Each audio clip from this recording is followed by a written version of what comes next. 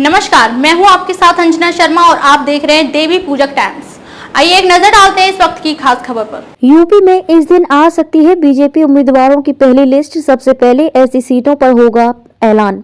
उत्तर प्रदेश में लोकसभा की सभी 80 सीटें जीतने के लक्ष्य को साधने के लिए भाजपा सधी रणनीति के तहत अन्य दलों से आगे दौड़ रही है।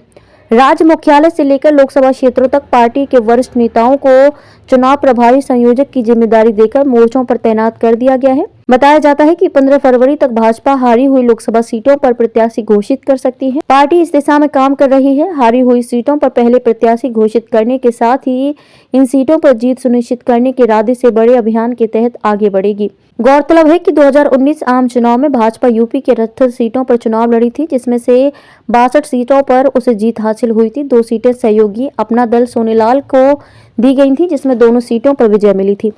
बाद में उपचुनाव में भाजपा ने हारी हुई सीटों में से आजमगढ़ और रामपुर में जीत दर्ज कर हारी हुई सीटों का ग्राफ 16 से घटाकर 14 कर दिया। पार्टी पदाधिकारियों के मुताबिक पार्टी यूपी की हारी हुई इन 14 सीटों पर सबसे पहले प्रत्याशी घोषित करेगी। 2019 के चुनाव में सपा 5, बसपा 10 व कांग्रेस ने 1 सीट जीती थी। भाजपा के राष्ट्रीय उपाध्यक्ष बैजयंत पांडा को यूपी का लोकसभा चुनाव प्रभारी बनाए जाने के साथ ही बूथ से लेकर राज्य मुख्यालय तक चुनाव की तैयारियों से जुड़े भाजपा के सभी नेता सक्रिय कर दिए गए हैं। इस महीने के अंत तक यानी 31 जनवरी तक सभी लोकसभा क्षेत्रों में भाजपा के चुनाव कार्यालय खुल जाएंगे, जहां से चुनावी गतिविधियां तेजी से आगे बढ़ाई जाएंगी। लोकसभा क्षेत्रों की चुनाव संचालन समिति का गठन कर दिया गया है। स्थिति तक विधानसभावार चुनाव संचालन समिति का गठन भी भाजपा कर देगी। यूपी के 50,000 गाँव में परिक्रमा यात्रा करेगा किसान मोर्चा। भाजपा किसान मोर्चा के राष्ट्रीय अध्यक्ष सांसद राजकुमार चाहर ने बताया कि 10 फरवरी से 5 मार्च तक मोर्चा प्रदेश के 50,000 ग्रामों में परिक्रमा यात्रा आयोजित करेगा। रविवार को विश्व शरैया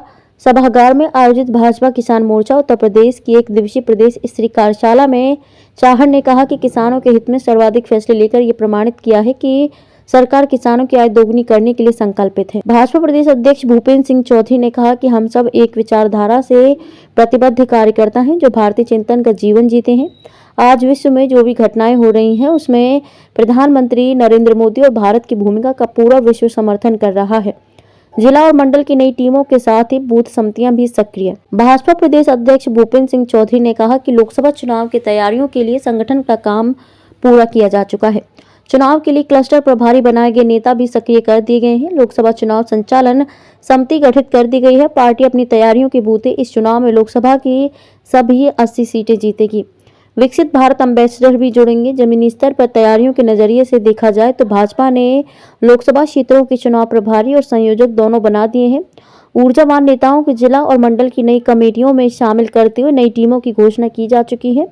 बूथ समितियों का गठन पूरा कर लिया गया है। पन्ना प्रमुख खबरों में अब तक लिए बस इतना ही। फिर होगी आपसे मुलाकात कुछ ऐसी ही खास खबरों के साथ। तब तक के लिए नमस्कार और देखते रहिए देवी पूजक टाइम्स।